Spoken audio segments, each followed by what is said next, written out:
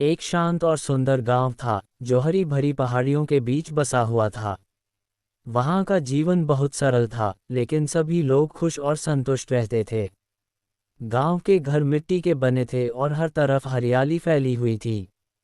गांव वाले अपने पर्यावरण के साथ पूरी तरह से मेल जोल में रहते थे। गांव के बीचों बीच एक बगीचा था जो बाबा हादी का था। बाबा हादी एक वृद्ध, दयालु और बुद्धिमान व्यक्ति थे, जिनकी बातों में एक रहस्यमय आकर्षण था। उनके बगीचे में अनार, संतरे और सेब के पेड़ थे। ये बगीचा पूरे गांव का गौरव था और बाबा हादी इसे अपनी मेहनत और प्यार से संजोते थे। एक शाम, जब सूरज पहाड़ियों के पीछे छिप रहा था और गांव सुनहरी रोशनी से नहा रहा था, कुछ बच्चे बाबा हादी के पास उनकी कहानियां सुनने के लिए इकट्ठा हुए। बच्चों में सबसे बड़ा अली था, जो हमेशा जिज्ञासु रहता था।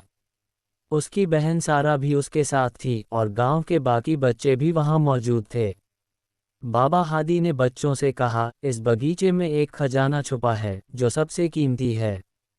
बच्चों के चेहरे पर विस्मय और उत्सुकता साफ दिखाई दी। अली ने कहा, खजाना यहीं छिपा हुआ। बाबा हादी मुस्कुराए और बोले, हाँ, लेकिन ये खजाना आसानी से नहीं मिलेगा। तुम्हें मिलकर मेहनत करनी होगी, तभी तुम इसे पा सकोगे। अगली सुबह बच्चे सूरज निकलते ही बगीचे में पहुंचे और खुदाई करने लगे। वे उत्साह से फावड़े और कांटे लेकर मिट्टी खोदने लगे। बच्चे ये सोचकर खुदाई कर रहे थे कि शायद बगीचे में कोई गहनों से भरी हुई संदूक है। अली ने सभी बच्चों को एक साथ काम करने की योजना बनाई और वे एक दूसरे से मदद करते हुए गहरे गड्ढे खोदने लगे।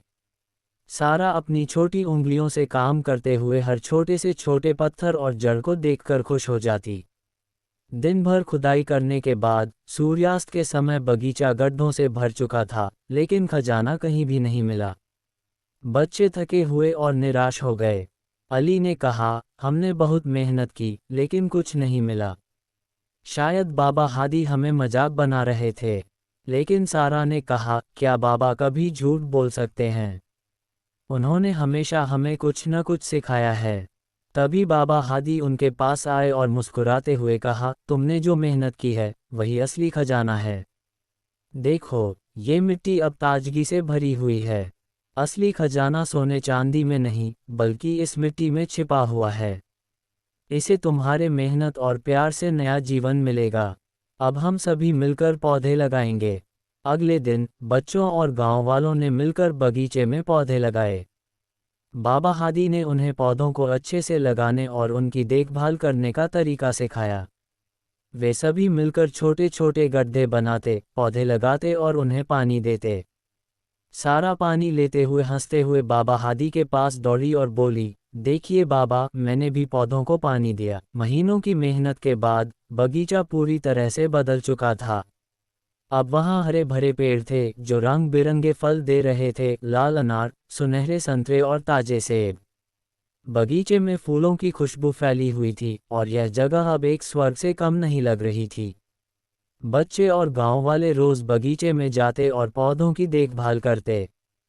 वे खुश थे कि उन्होंने एक साथ मिलकर ऐसा सुंदर बगीचा तैयार किया था। एक दिन जब बगीचे में फल पकने लगे, बाबा हादी ने सारा को एक टोकरी दी और कहा, जाओ, सबसे पहले अनार तोड़ो। सारा खुशी से टोकरी लेकर पेड़ के पास गई और पहले अनार को तोड़ा। अली ने लाडर चढ़कर ऊंचे पेड़ों से फल तोड़े। सभी बच्चों ने मिलकर रंग बिरंगे फल तोड़े और टोकरी में भर दिए। शाम को सभी लोग बगीचे में एक साथ बैठे, उनके पास फल थे और उनके दिल खुशी से भरे हुए थे। बाबा हादी ने बच्चों से कहा, देखो बच्चों, खजाना कहीं और नहीं, बल्कि तुम्हारी मेहनत और एकता में था।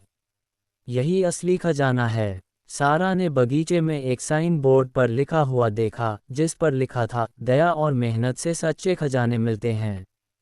रात को अली और सारा आकाश में टिमटिमाते सितारे देखते हुए बगीचे के पास बैठे थे।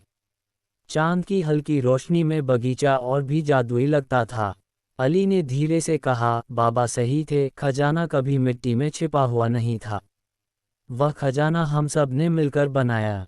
सारा ने अली के कंधे पर सिर रखा और बोला, मुझे लगता है यही मेरा सबसे पसंदीदा खजाना है, क्योंकि हमने इसे प्यार से बनाया है। अली मुस्कुराए और दोनों भाई बहन एक दूसरे के साथ बैठे रहे। उनके दिलों में इस बगीचे की खूबसूरती और सच्चे खजाने की गहरी समझ थी।